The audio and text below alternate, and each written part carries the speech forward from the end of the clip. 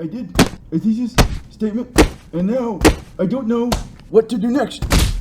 Well, start by not giving yourself a brain injury. I am getting a little dizzy, but I don't know how to start the essay. The first sentence is always a tough one. But guess what? You're not going to make me write anymore? I can go play Call of Fort Guys 3 Extreme Military Force Simulator? No! I have a plan for writing the introduction paragraph. A guy can dream.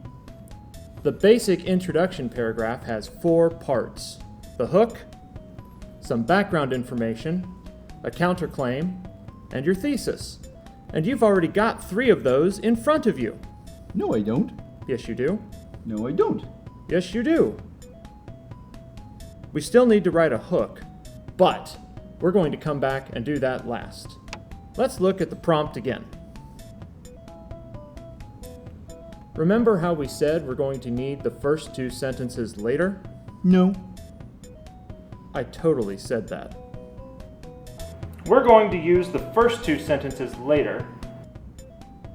See? Oh, okay. That's going to become your background information. Background information. All we have to do is rephrase those sentences and boom, you've got background information. The whole purpose of background information in the introduction paragraph is to explain what the topic is without taking a side. Which do you like better, Marvel or Star Wars? Marvel. Star Wars is lame. I like Star Wars better, particularly the first movie. The rest are okay. But Marvel has a ton of movies that are good, except the couple that weren't so good. Star Wars has the prequel films. I don't like sand. So, tell me what we're talking about right now.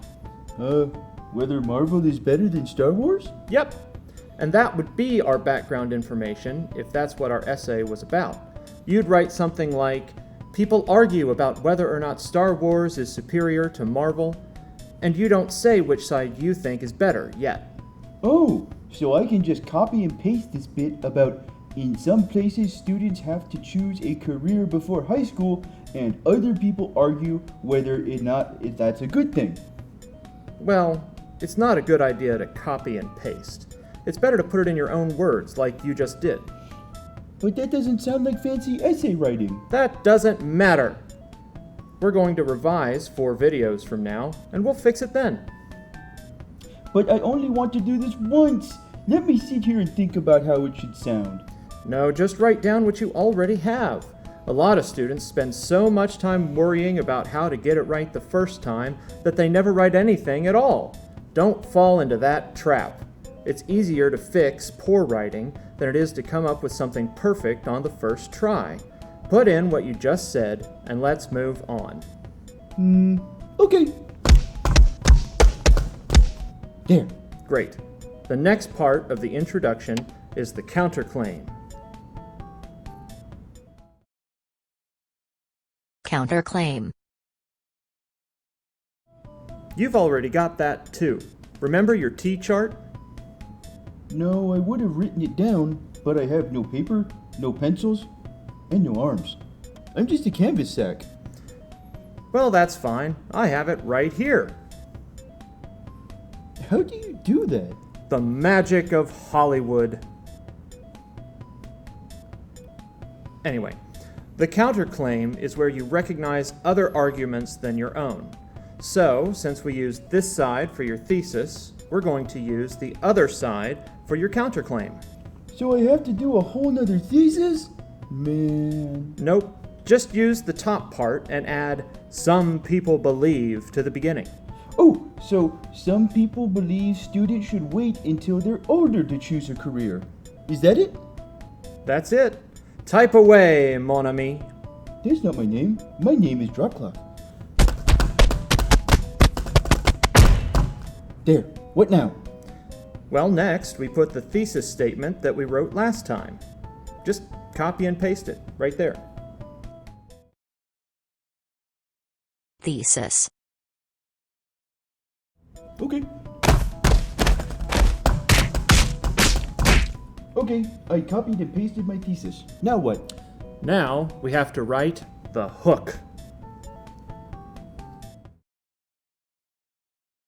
Hook. The hook is the first sentence in the essay, and it's supposed to grab the reader's attention. It's like a magical creature. Different English teachers have different names for it. There are 150,000 ways to do it, but I'm going to talk about two: asking a question and making an observation. You can either ask a rhetorical question, that means you don't expect an answer, about the topic, or you can make some kind of general statement about the topic. The topic here is choosing a career. Okay, so do you think kids should choose a career before high school? Got it. Well, that's a little on the nose. Let's branch out just a little bit. These methods work well, but they're pretty basic, and that's okay. We're not trying to write anything that will change the world. We're just trying to get through this so that we can get a grade and move on. But we do need to come up with a question or a statement that is a little more creative than just repeating the question in the prompt. Well, that's hard. So, choosing a career. I guess that's a little bit like when I was little and people would ask me what I wanted to be when I grow up. So how about, what did you want to be when you grew up? Perfect. Now, for the kids playing at home, let's come up with an observation as well. Oh man, I just got the whole thing done. Drop the act. This is an educational puppet video that we're making for some reason. Oh, okay. Think of some general thing you could say about being young and choosing a career. Little kids always get asked what they want to be when they grow up. How about that? Perfect. Type that in. There, now what? Now, you wait until next week when we do our body paragraphs. Are we having fun yet? Not really. Well, that's okay. Here's a breakdown of the introduction paragraph that we just made. So our introduction paragraph. We started with the prompt, and then after that, we made a T-chart, and we used the T-chart to make our thesis statement. After we wrote our thesis statement, we went back to the prompt and used the first two sentences to make our background information. After we did the background information, we used our T-chart to go back and use the other side to make our counterclaim. Finally, we went back to the beginning of the paragraph and we made the hook. There are two kinds of hooks: questions and statements. Once we had the whole thing together, the paragraph looks a little bit like this.